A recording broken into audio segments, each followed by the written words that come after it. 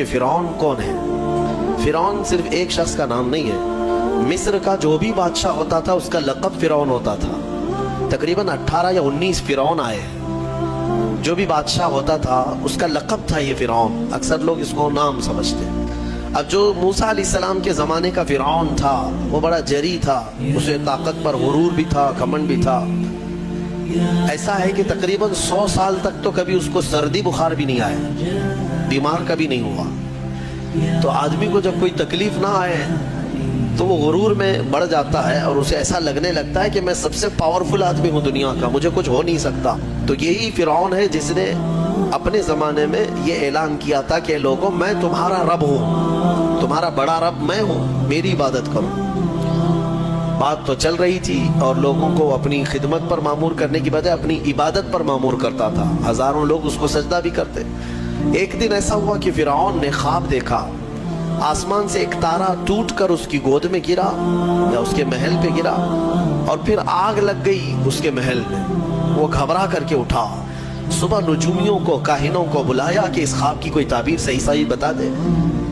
بہتوں نے الگ الگ تعبیریں بتائی، پھر جو بڑے ماہر نجومی تھے انہوں نے کہا کہ اس خواب کی تعبیر یہ ہے کہ بنی اسرائیل خاندان میں ایک بچہ پیدا ہوگا جو تیری سلطنت کو ہلاک کر دے گا، تیری سلطنت کے ہلاک کرنے کا باعث بنے گا۔ خواب کی تعبیر سننے کے بعد شاہی فرمان جاری کر دیا اس نے کہ بنی اسرائیل میں آج کے بعد جو بھی لڑکا پیدا ہوگا اسے مار دیا جائے گا، کیونکہ وہ بچہ کہیں سلطنت کی ہلاک کرنے والا پیدا نہ ہو جائے۔ تو یہ اعلان کے بعد بنی اسرائیل خاندان میں جو بھی لڑکا پیدا ہوتا اسے مار دیا جاتا، بیٹوں کو ذبح کر دیتا تھا اور لڑکیوں کو زندہ چھوڑ دیتا تھا۔ 1 سال کے اندر انہوں نے 12,000 بچوں کو ذبح کیا، پیدا ہوتے ہی قتل کر دیتے تھے۔ لڑکے کو زندہ رہنے کا حق نہیں تھا، صرف ڈر تھا۔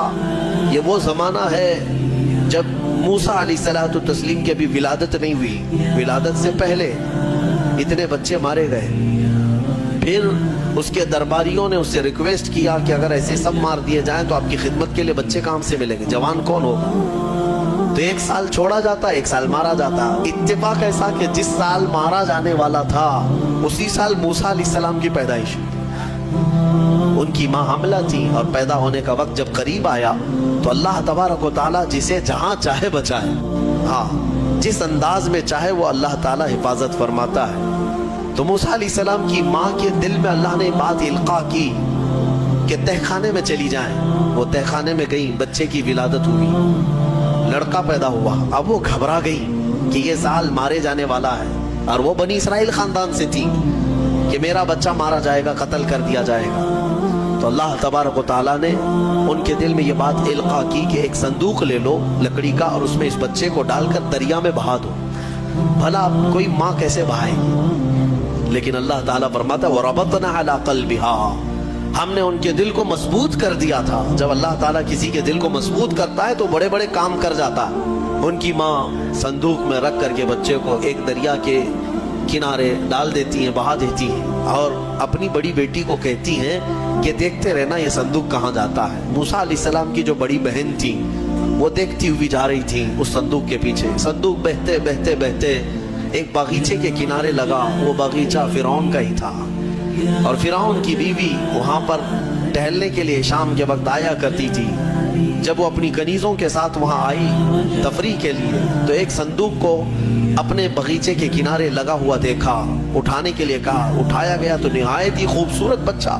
اللہ تعالیٰ نبیوں کو خوبصورتی دیا ہی ہوتا ہے۔ فرعون کے گھر میں کوئی بچہ نہیں تھا، اولاد نہیں تھی، تو فرعون کی بیوی نے اٹھا لیا اور کہا کہ لاؤ یہ بڑا خوبصورت بچہ ہے، حسین بچہ ہے، اور اپنے محل لے آئی۔ فرعون سے کہا کہ آج سمندر میں، دریا میں بہتا ہوا ایک بچہ کنارے پر آ لگا، میں نے اس کو اٹھا لیا ہے۔ فرعون نے کہا کہیں یہ بچہ تو نہیں جو میری سلطنت کو ہلاک کرنے کا سبب بنے۔ بیوی نے کہا ایسا کیسے ہو سکتا ہے، وہ تو بنی اسرائیل خاندان میں پیدا ہوگا، یہ تو کسی دریا سے بہتا ہوا آیا ہے، پتہ نہیں کون سے ملک سے آیا، کہاں سے آیا۔ تو بہرحال اس کی بیوی نے یہ کہا کہ اس کو مت مارو، لا تقتلوه عسى ان ينفعنا او نتخذه ولدا، قریب ہے کہ ہم اس سے فائدہ اٹھائیں گے یا اس کو بیٹا بنا لیں گے۔ بیوی کی بات پر راضی ہو گیا، فرعون جو ہے بیگم کی بات پر آ گیا۔